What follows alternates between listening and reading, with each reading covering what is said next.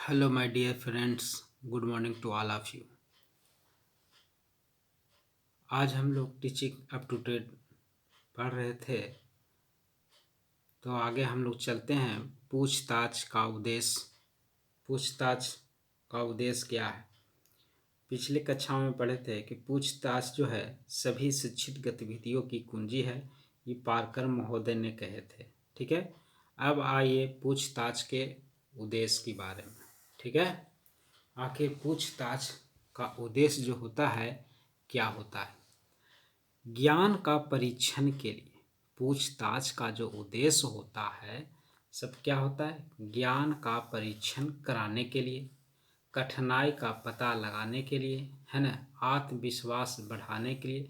जैसे पूछताछ है ना, इंक्वायरी के मतलब क्या हुआ?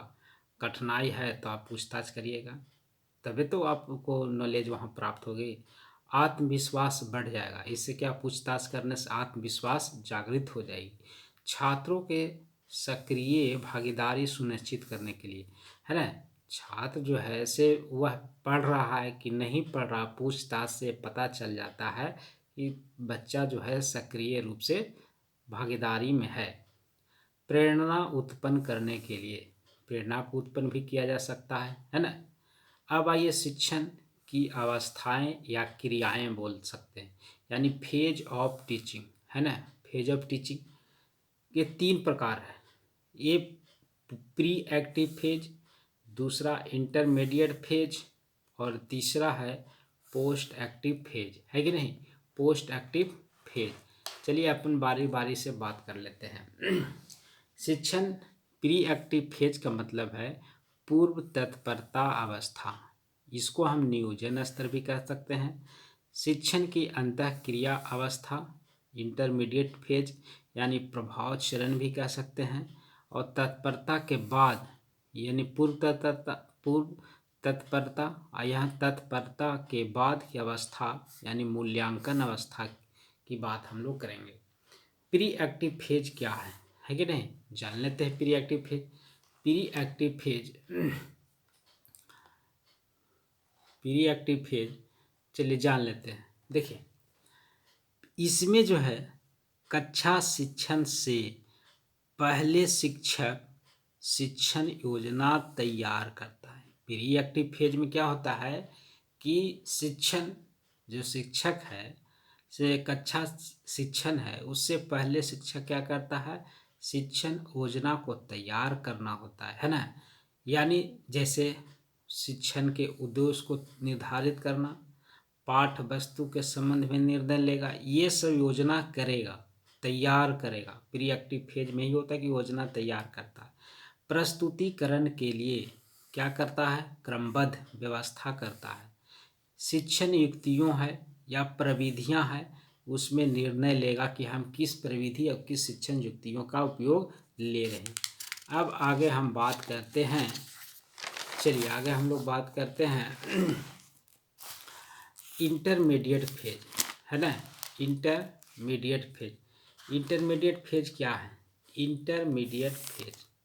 इंटरमीडिएट फेज जब शिक्षक कक्षा में प्रवेश करने के बाद जो क्रियाएं करता है, यानी शिक्षक कक्षा में जब प्रवेश कर जाता है तो उसके साथ क्या होगा? क्रियाएं करेगा, है ना। पहले तो योजना बना लिया, दूसरी बात आता है कि भाई जब क्रियाएं करेगा, पढ़ाने का काम हो, सिखाने का काम हो, ये क्रियाएं करता, तो समझिए क्रियाएं करता उसको इंटरमीडिएट फेज कहते हैं। यानी इंटरमीडिएट फेज यानी प्रभाव चरण इसको बोला गया है। कक्षा में आकार प्रकार की प्रस्तुति, कक्षा का देखेगा आकार क्या है, फिर उसके हिसाब से देखेगा। सब छात्रों को निदान करेगा, है ना। छात्रों को क्या कर निदान करेगा, क्रिया करेगा, प्रतिक्रिया करेगा। इसको क्या है? वास्तविक इंटरमीडिएट फेज को वास्तविक शिक्षण भी कहा गया है कि नहीं। और इस शिक्षण की गुणवत्ता जो है में क्या होता है? सुधार होता है। इससे क्या होता है? इंटरमीडिएट फेज से यानी प्रभाव चरण से क्या होता है? शिक्षण की गुणवत्ता में सुधार होता है। तीसरा बात करते हैं post active phase. Post active phase क्या है? तो पोस्ट एक्टिव फेज बात कर लेते हैं, यह मूल्यांकन से संबंधित है।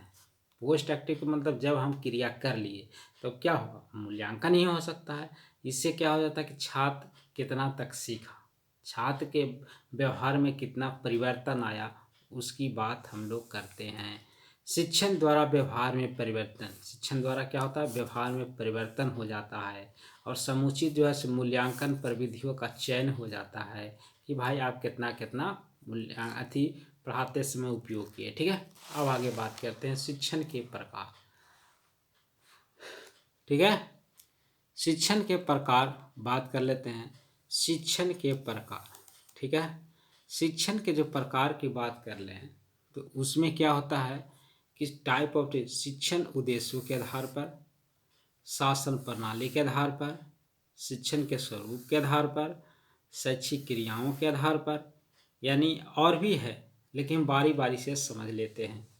शिक्षण उद्देश्यों के आधार पर क्या है, ज्ञानात्मक, कॉग्निटिव, भावनात्मक और मनोगत्यात्मक, साइकोमोटर। शिक्षण उद्देश्यों के आधार पर शिक्षण कितनी प्रकार के हो सकते, 3 प्रकार के, संज्ञानात्मक, भावात्मक या फिर मनोगत्यात्मक। ठीक है, शासन प्रणाली के आधार पर शिक्षण कितने प्रकार, तो 3 प्रकार के, निरंकुश शासन, प्रजातांत्रिक शासन, हस्तक्षेप रहित शासन, है कि नहीं।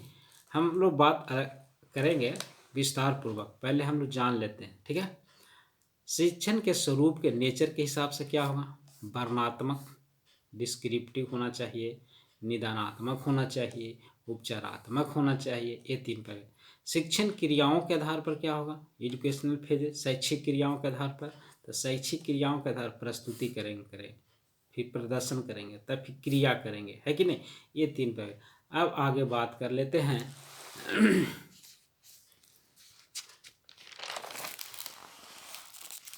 चलिए, शैक्षिक प्रबंधन जो है व्यवस्था के आधार पर क्या है, शैक्षिक मैनेजमेंट के आधार पर देखिए, औपचारिक है, अनौपचारिक है, निज चरित्र है, इनफॉर्मल जिसको बोलते हैं, फॉर्मल, नॉन फॉर्मल, इनफॉर्मल। हम बात करेंगे शिक्षण के स्तरों के आधार पर, स्मृति स्तर, बोध स्तर, चिंतन स्तर। आपका सिलेबस में दिया गया है स्तर, है ना, स्तर है लेवल ऑफ टीचिंग, तो इसी के बारे में हम लोग पढ़ेंगे, जानकारी विस्तृत से पढ़ेंगे। ठीक है, शिक्षण के स्तर में आइए बात करते हैं। शिक्षण के स्तर में पहला आता है स्मृति स्तर। स्मृति के मतलब मेमोरी लेवल कहते हैं, इसको क्या कहते हैं, मेमोरी लेवल कहते हैं। इसके प्रवर्तक की बात की जाता है हार्वर्ड, कब जन्म, 1967 में बात है, हार्वर्ड ने दिए थे। यह शिक्षण का निचला स्तर माना जाता है, स्मृति स्तर है, इस सबसे जैसे इस प्रकार के फॉर्म में रहता है, देखिए इस प्रकार के फॉर्म में, ट्रायंगुलर के फॉर्म में रहेगा, और ये सबसे निचला है ना, निचला पार्ट है कि नहीं, निचला पार्ट होता है शिक्षण के स्मृति स्तर, है ना। शिक्षण का पहला चरण माना, है ना, शिक्षण का पहला चरण, पहला स्मृति स्तर किसने दिया, हार्वर्ड ने, कब, 1967 में। निचला स्तर माना गया है, फिर पहला चरण माना गया है। इसमें तथ्य को बिना सोचे समझे रटा जाता है ना, बच्चा को क्या किया जाता है, रटवाया जाता है, भैया 1 से लेके 10 तक पढ़ा रटो और उसके अनुसार उसको लागू होगा अगले क्लास में। शिक्षण अधिगम की प्रक्रिया उद्दीपन प्रतिक्रिया, स्टिमुलस रिस्पॉन्स माना गया है, कैसा है, स्टिमुलस उद्दीपन प्रतिक्रिया, है कि नहीं। इसमें शिक्षक की जो भूमिका होती है प्राथमिक होता है ना, छात्र की भूमिका द्वितीयक होता है, यानी शिक्षक क्या करता है, रटवाने का काम करता है, इसलिए प्राथमिक, तो छात्र क्या है, रटने का काम करता है, इसलिए द्वितीयक, है ना। शिक्षण एक क्रमबद्ध, शिक्षक जो है एक क्रमबद्ध तरीके से पढ़ाता है, इसमें पहले ऐसा नहीं होगा कि इसको पढ़ाने के लिए पहले आपको 2 सिखाएगा, 3 सिखाएगा, आपको सबसे पहले 0, फिर 1, 2, 3, इस तरह से क्रमबद्ध के रूप में सिखाया जाता है। अब आगे बात करते हैं, चलिए, इनमें अंतर्दृष्टि का भाव होता है, इसमें सोचने समझने की कोई आवश्यकता ही नहीं है, इसको कह दिया कि भाई क से ज्ञान तक याद कर लेना, याद कर लेगा बच्चा, याद कर लेगा, 1 2 याद कर लेगा, तो इसको क्या है, ये स्मृति स्तर है, क्योंकि भाई इसको सोचने समझने की आवश्यकता नहीं, बस रटना है कि नहीं। संज्ञानात्मक स्तर का शिक्षण है ना, शिक्षण है। यह एक शिक्षक केंद्रित है।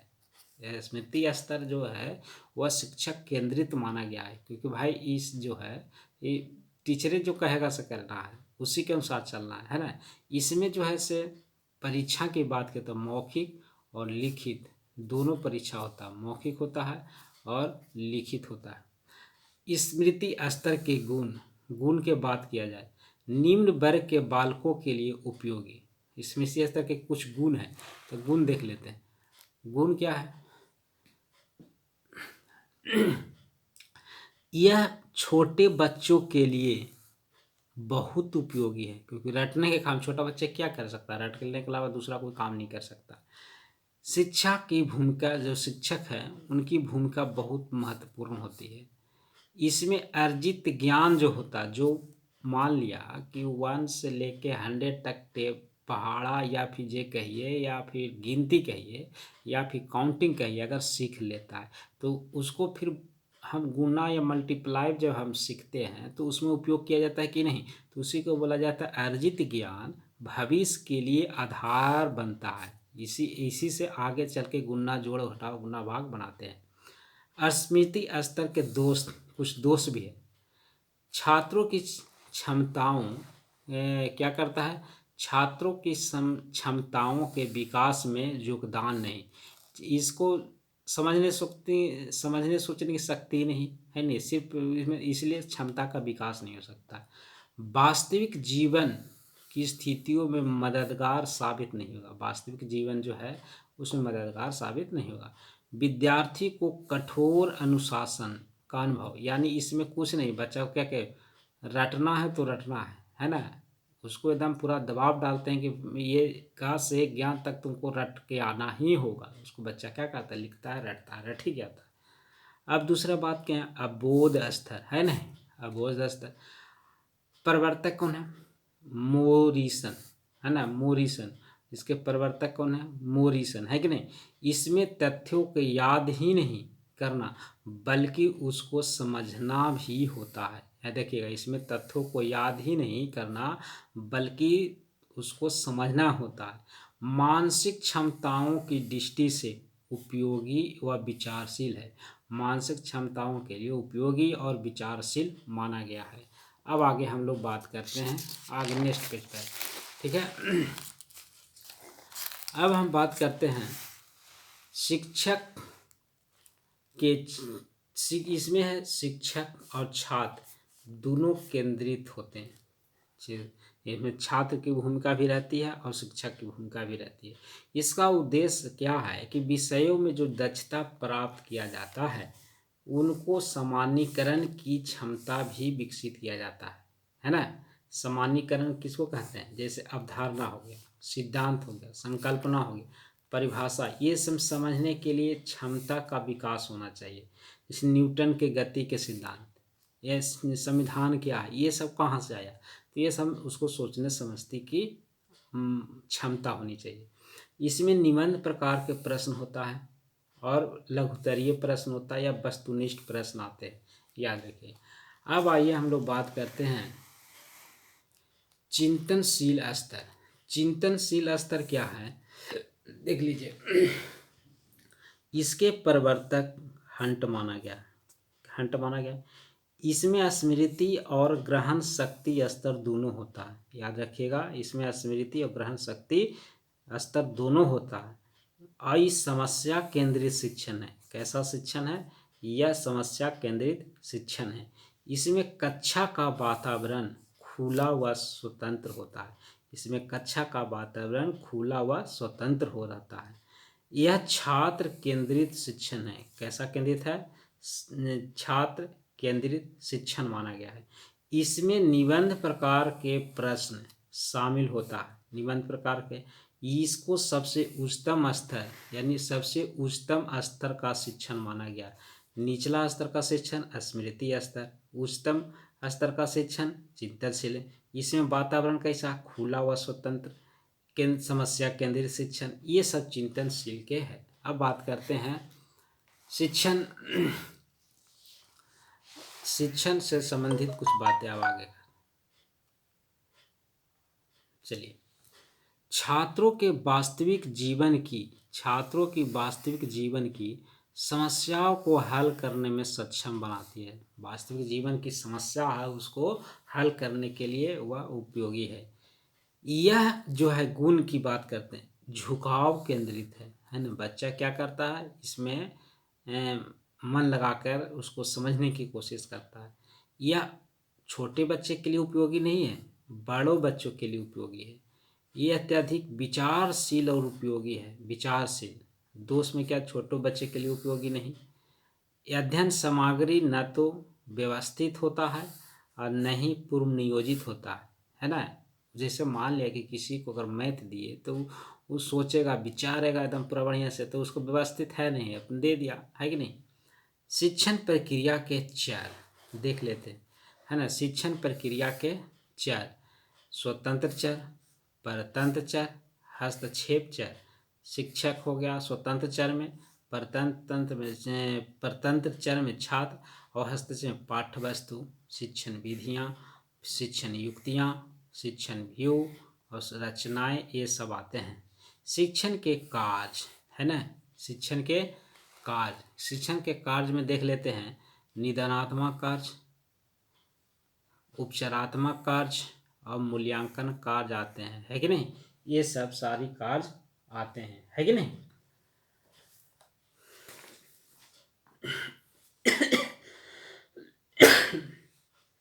ठीक है। और कुछ आगे हम थोड़ा बात कर लेते हैं शिक्षण के कार्य में थोड़ा सा। शिक्षण के कार्य निगमनात्मक कार्य देखिए। निगमनात्मक में क्या होता है, निदानात्मक में क्या होता है कि इसमें शिक्षक छात्रों को पूर्व व्यवहार को पता लगाता है। छात्र के पूर्व व्यवहार यानी पहले उसको इलाज करने से पहले उसको जानकारी ली जाती है कि उसको समस्या क्या है। उपचारात्मक क्या है, जब आपको पता चल जाता है कमियां तो फिर उसको दूर किया जाता है। तो उसको कैसे दिया जाता है, दूर करना, तो ये दूर करने की क्रिया को हम उपचारात्मक कहते हैं, है कि नहीं। मूल्यांकन क्या है, तो मूल्यांकन है यह पता चलता है कि मूल्यांकन से पता, जैसे दवाई दे दिए किसी मरीज को इलाज करने क्या, तो सबसे पहले पूछते हैं, डॉक्टर पूछता है कि भैया आपकी क्या क्या तकलीफ है। पता चल गया तो उसको इलाज किया। इलाज करने के बाद जब दवाई दिया, दवाई दे कुछ दिन के बाद बुलाता है और कहता है अब आपकी कैसी तबीयत है, तो कहता है कि ठीक है। तो मूल्यांकन से पता चलता है अभी और बाकी है, तो फिर उसको दवाई देता है, ट्रीटमेंट करता है। इस तरह से उपचारात्मक, निदानात्मक और मूल्यांकन के अंतर्गत रखा गया, ठीक है। अब आगे बात करते हैं हम लोग शिक्षण अनुदेश एवं अधिगम में अंतर। थोड़ा सा इसको भी पढ़ लेते हैं, है ना। इसको भी जानकारी ले लेते हैं। बीच बीच में कभी कभी क्या होता है ना, ये दिक्कत और परेशानी का सामना करना पड़ सकता है कि नहीं। चलिए, शिक्षण अनुदेश एवं अधिगम में अंतर। अधिगम में क्या अंतर है, शिक्षण क्या कहलाता है, अनुदेश क्या कहलाता है, वह अधिगम में क्या अंतर है। शिक्षण एक पीढ़ी से दूसरी पीढ़ी तक, एक पीढ़ी से दूसरी पीढ़ी तक हस्तांतरण किया जाता है, यानी संवादात्मक प्रक्रिया को ही शिक्षण कहते हैं। अनुदेश में क्या कहता है, शिक्षक और छात्र जब आपस में बातचीत करते हैं या परस्पर संज्ञानमा की संभावना क्या रहता, नहीं हो पाता है, यानी शिक्षक और छात्र के मध्य परस्पर अंतःक्रिया की संभावना कम बना रहता है। अधिगम क्या है, इसमें शिक्षण और अनुदेश के माध्यम से अधिगम का अनुभव किया जाता है। इसमें क्या किया जाता है, शिक्षण और अनुदेश के माध्यम से अधिगम का अनुभव किया जाता है।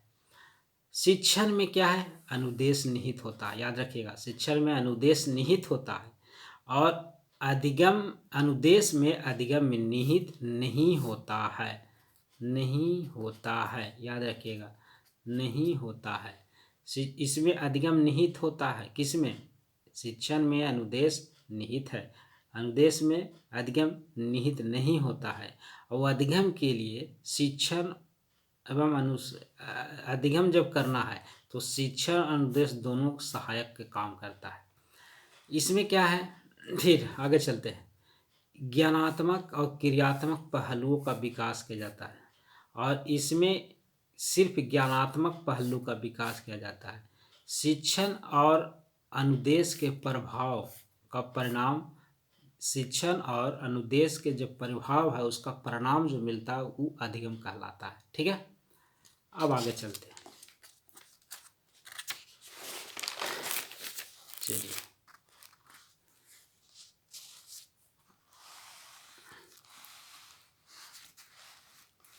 अब बात करते हैं समानांतर शिक्षण, है ना। समानांतर शिक्षण किसको कहते हैं, है कि नहीं। उसके बाद हम लोग विशेषताएं पढ़ेंगे, उसके बाद मूल अपेक्षाएं पढ़ेंगे, है ना। अभी हम लोग पढ़ रहे थे शिक्षण की अवधारणा, उद्देश्य और शिक्षण का स्तर। अब विशेषताएं और मूल अपेक्षाएं भी पढ़ना बाकी है, हम लोग अगले क्लास में अध्ययन करेंगे, है नहीं। तब तक कि बीच बीच में जो है समानांतर शिक्षण, स्टेशन शिक्षण को बारे में हम लोग जान लेते हैं। ठीक है, इससे क्या होगा, किसी प्रकार का दिक्कत परेशानी का सामना नहीं करना पड़ सकता है कि नहीं। शिक्षण का उद्देश्य भी है, इसमें थोड़ा सा हम जानकारी ले लेंगे, है कि नहीं। जिससे क्या होगा, किसी प्रकार का दिक्कत नहीं हो सकता है कि नहीं। चलिए,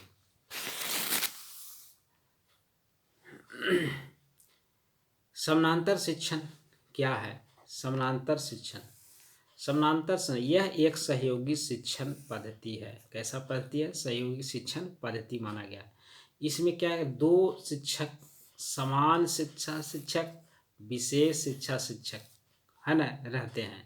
संयुक्त रूप से पाठ की योजना बनाने के लिए उनकी विभिन्न शैलियों का उपयोग किया जाता है। संयुक्त रूप से क्या करते हैं, पाठ की योजना जब बनाते हैं तो उनकी विभिन्न शैलियों का उपयोग किया जाता है कि नहीं। एक ही समय में क्या करते हैं, दो समूहों को एक ही पाठ पढ़ाया जाता था, क्योंकि दो समानांतर है ना। दोनों समानांतर होने की वजह से एक क्लास ये भी चल रहा है, एक क्लास वो भी चल रहा है, लेकिन एक समय के है। जैसे 9 बजे से 3 बजे तक कक्षा चल रही है तो उसमें सब बच्चा को हिंदी, इंग्लिश, मैथ सबको पढ़ना, बराबर पढ़ना है ना, एक ही पाठ पढ़ना है कि नहीं। स्टेशन शिक्षण क्या है, प्रत्येक शिक्षक एक छोटे समूह के साथ काम करते हैं जो एक ही निर्देशात्मक सामग्री के लिए विभिन्न कार्यों को पूरा करने के लिए विभिन्न स्टेशनों के बीच घूमते रहते हैं। इसमें क्या है कि निर्देशात्मक सामग्री के लिए विभिन्न कार्यों को पूरा करने के लिए विभिन्न स्टेशनों के बीच घूमते हैं, और जो उनके बीच में, यानी स्टेशन का मतलब सभी छात्र के पास जाते, पूछते हैं कि भाई किसी एक समूह बना दिया छोटे बच्चों के, और उसमें प्रत्येक छात्र क्या करता है, एक छोटे समूह में गया और पूछा भाई किसी प्रकार का तो परेशानी नहीं, किसी समस्या तो नहीं, वो पाठ से संबंधित है कि नहीं। कई संबंधित शिक्षण गतिविधियों का अनुमति मिलता है कि नहीं। तो आज के लिए इतना ही। तब तक के लिए हम लोग फिर नेक्स्ट वीडियो में मिलेंगे, है ना। आगे हम लोग लीड करते रहेंगे, है ना। मैंने हिम्मत न हारो बिसारो न हरि नाम है, कहने का मतलब है कि हिम्मत कभी नहीं हारनी चाहिए, कोशिश करने वालों को कभी हार नहीं होती है। थैंक यू, धन्यवाद।